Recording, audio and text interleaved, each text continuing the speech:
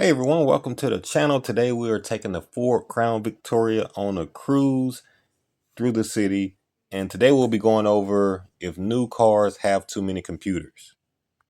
Now, what makes that a big deal? Well, if you're wondering why car prices keep increasing, well, it is due to the more technology they put on the car, the more expensive the car is going to be. Now, what is that technology? Well, that has to deal with computers and the things that the computer operates. Now, to be honest, cars don't need all the computers they have today. A lot of it is just uh, creature comfort or whatever you want to call it. So let's dive into it. So right now, like I said, we're driving the Ford Crown Victoria. Now, of course, this car does not have that many computers. I think it has very few. Just put it like that. Not many. You really don't get any of the big screens you see in cars today. You don't get all the cooling seats and all that stuff. Now they do have some trim levels that do have heated seats and digital climate. Now in this particular vehicle I'm driving, we only have the knobs where you turn it to get heat, air, all that good stuff. However, on the ones that do have the digital climate control, those can be a pain in the rear. Once again, that's operated by a computer. And what happens is when as time goes by, those parts get old, right? It sits behind the dashboard. If there's a module that sits behind the dashboard, the computer operates and it'll get stuck. Guess what? Now you got to remove the whole dashboard just to replace the modules around about 50 bucks. But the labor itself is very expensive. So that's what happens when you have computers in the car. Now, that's just for this particular car. Imagine if you have something, more expensive like a BMW or a Mercedes or something along the line, even some newer cars like the Hondas and newer vehicles.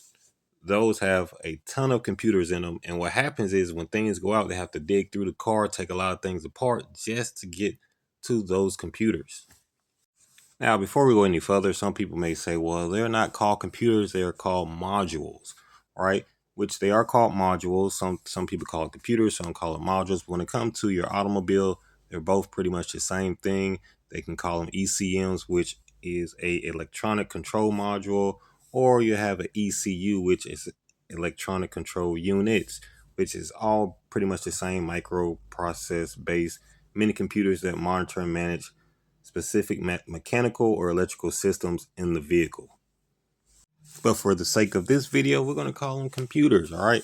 Just to keep it simple. Now, some of the computers in the vehicles are useful. A lot of the new technology, as far as safety wise, uh, warnings to let you know if someone's on the side of your vehicle before you start to merge into the next lane, or if you have a vehicle that's slowing down in front of you and you are not aware of it. You have modules and computers for that. They let you know. Also, when you're backing up, you have your sensors and everything that let you know if you're about to bump into something.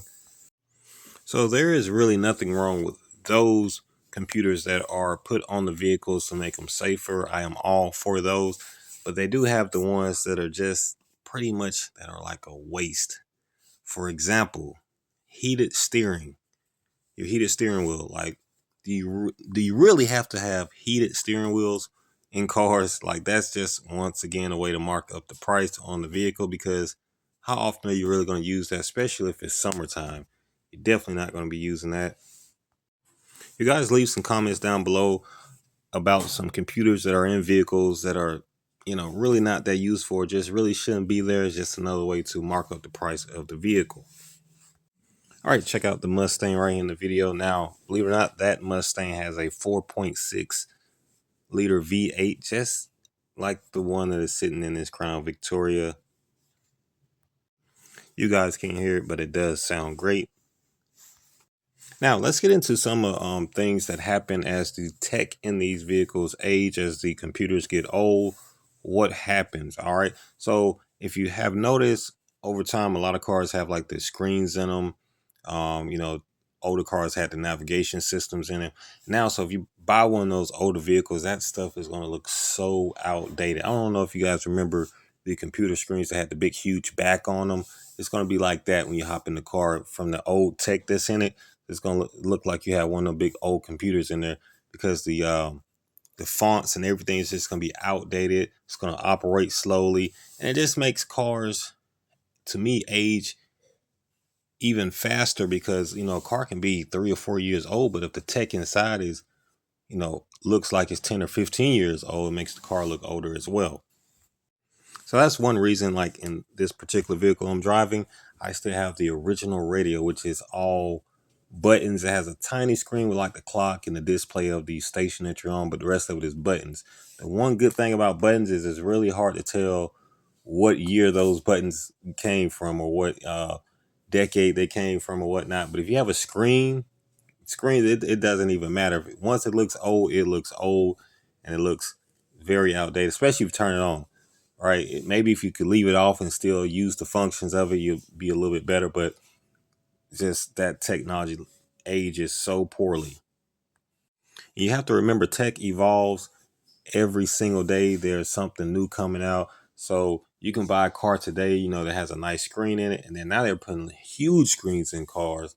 And when that stuff get old in a couple of years, you're gonna have an outdated screen, a big, huge outdated screen sitting in your vehicle. Now to replace that, it's gonna be very expensive because you're gonna have to be able to find a way to replace that one huge screen if you can even replace it, because you have a lot of functions that go through that screen as well.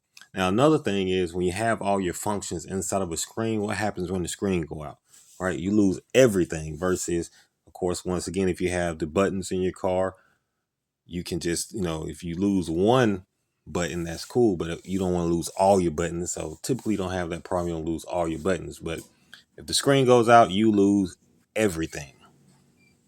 So that would bring me to the next point. It's going to be more expensive to fix the vehicle due to the computers and the technology that you have to go through with the vehicle. Because guess what? You used to be able to just go in there if the radio went out, just going to put a new radio in, you're good to go. But with the computers now, they have to sync together with whatever device is hooked to. And so if you was to pull your radio out of some vehicles and you try to put a different one in there, it would not take. You might have to take your vehicle to the dealership, have them reprogram, or have to buy a radio exactly from the dealer just to get it to work. And yes, that does happen. And you can also lose functions on other parts of your vehicle if you have the wrong device plugged into your vehicle because it's not compatible with the computer, and it'll be throwing it off. And so now you can't use certain parts of your vehicle. So computers in cars, it's a good thing. It does help when it comes to safety and just, basic functions. But when you start getting, you know, way into the entertainment part, like heated steering wheels, you're trying to put screens on every seat and just things that you really don't have to get you back and forth to where you need to go. And it just really runs the price up of the vehicle, helps the shops make more money when you have to come in and maintenance your vehicle. So you guys leave a comment down below. Let me know what you guys think. Are computers or too many computers in new cars, or is it okay? Let me know, and I'll catch you on the next video.